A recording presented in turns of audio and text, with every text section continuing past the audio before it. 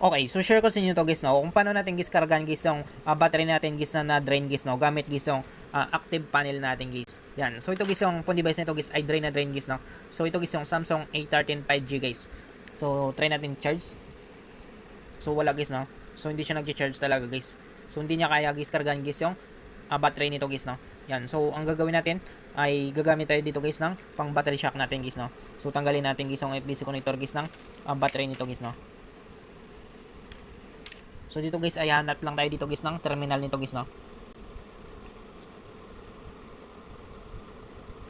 So ito siya guys, meron siya ditong ano guys no. Meron siya ditong available guys na terminal guys no. So ngayon guys ay try natin. So check natin guys no kapag mabuhay natin ito guys yung battery nito guys. Yan. So makita niyo guys 1.1. So antayin lang natin. So charge natin guys no mga ilang minutes lang guys.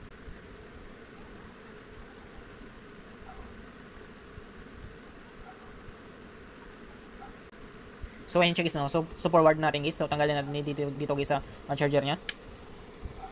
So check natin kapag magkaroon siya guys ng display guys no. So charge natin guys. So drain nito guys no. Yan. So nagkaroon na siya guys ng charging logo guys no. Gamit guys yung active panel natin guys. Yan.